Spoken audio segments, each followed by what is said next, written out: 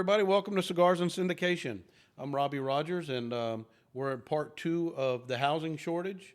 Still enjoying this Don Carlos 2019.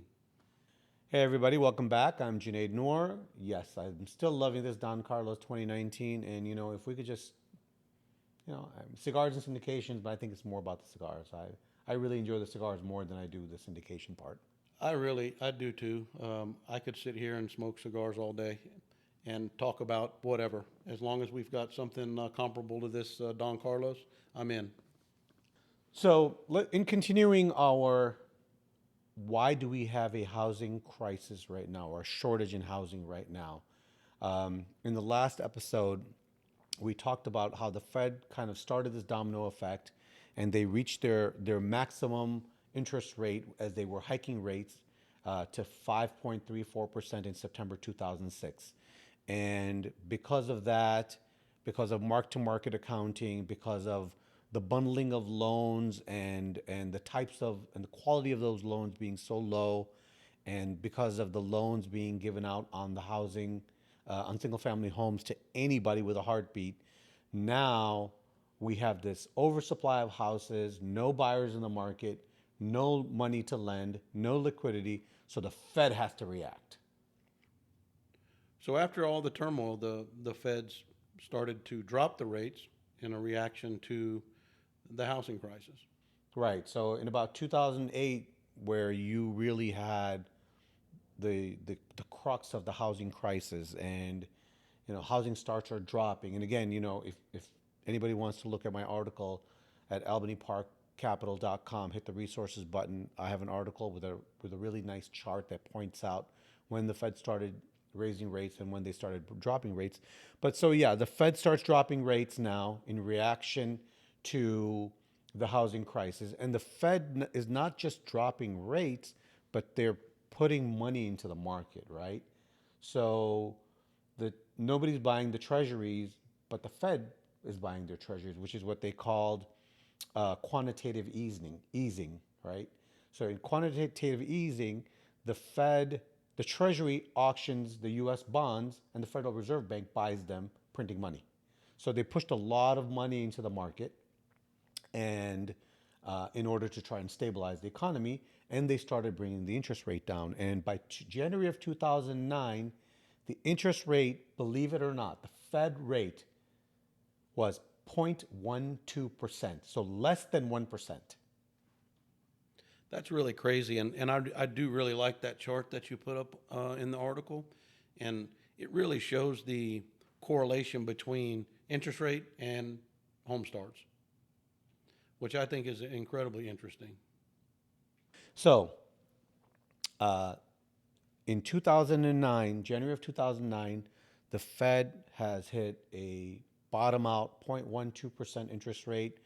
The housing market bottoms out and then starts picking up again. So you'll see an increase in housing starts.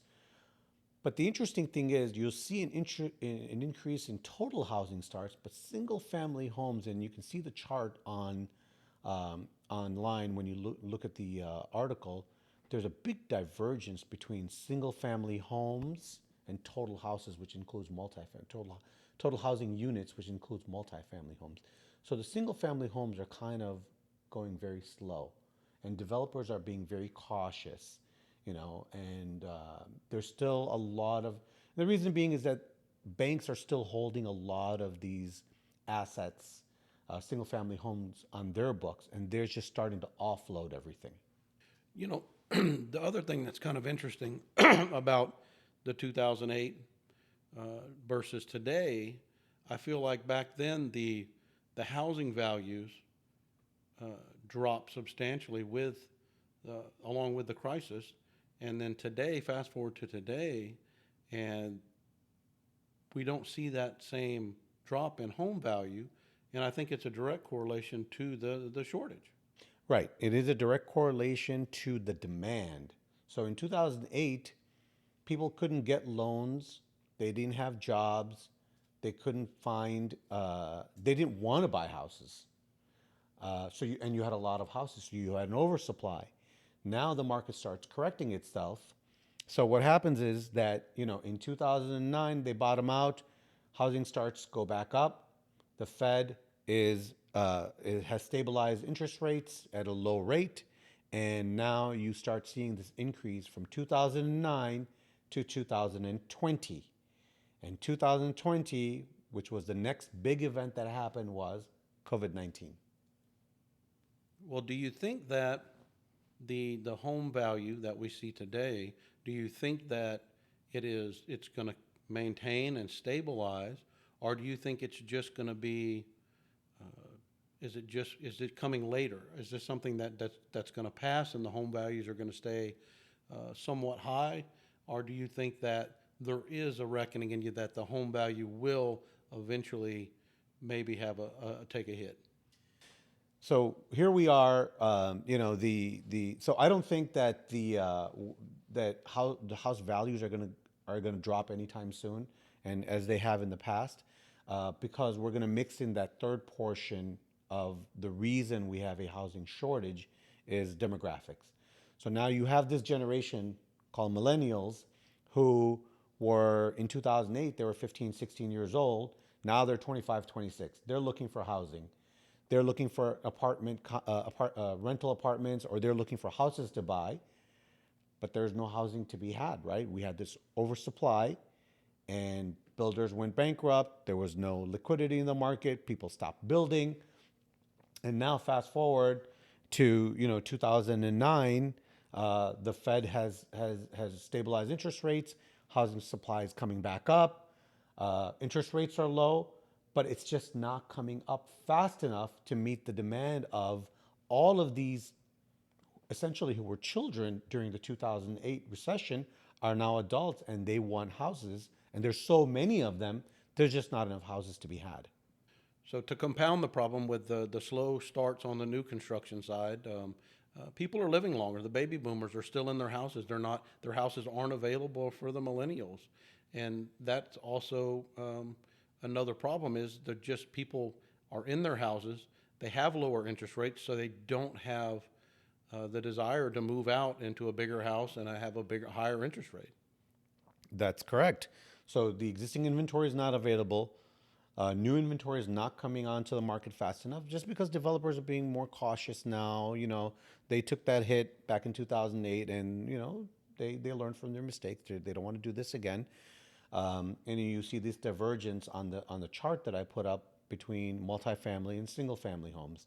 So total housing units are increasing, multifamily is increasing rapidly, single families increasing very slowly. So what happens is that by 2020, um, market is stabilizing, people are getting their homes, people the interest rates are still relatively low, and the baby boomers are still staying in their existing houses.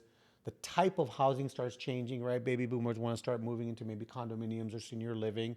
Those are being constructed, and so new inventory is coming onto the market through construction as well as existing inventory, and then boom, COVID-19 hits.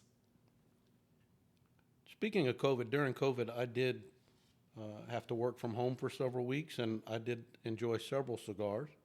I didn't get a chance to enjoy this Don Carlos, but I will definitely keep a couple of these in my humidor. Yeah, no, this is a really, really great smoke. So continuing on, these poor millennials who, are in their 20s and 30s are just, saved up money, getting ready to buy homes. COVID-19 hits, and COVID-19 caused a huge supply constraint, right? People are not available to work. People are getting sick.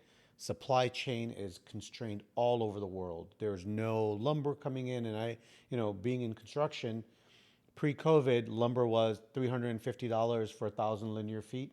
It went up to, I think, as high as $1,400 for 1,000 linear feet.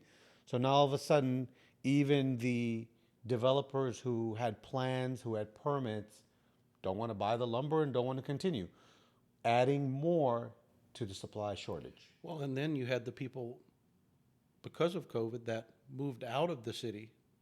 And so it kind of changed the market in that regard as well. And now because of COVID. We had a supply constraint. We, as we got out of COVID and supply started coming back online and people were able to buy their houses, the Fed turns around and starts raising interest rates again. It's always, I think history is incredibly important. Moving through your life. I do think history repeats itself. I think this time it's a little different than it was last time. The results may be similar, but how do we pull ourselves up by our bootstraps? How do we trudge through this?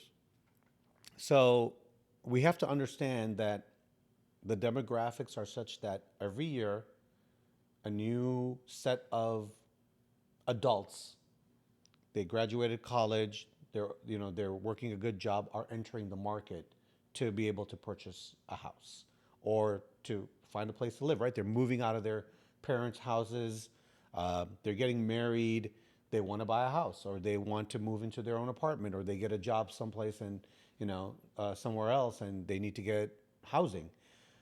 Unfortunately, I don't see any changes in the shortages increasing at least for the next 5 years. And the reason being is because, as of June of 2023, the Fed is pausing their interest rate hikes, but the economy is still hot. When COVID-19 happened, the Fed again pushed a lot of money into the economy to keep the economy afloat, right?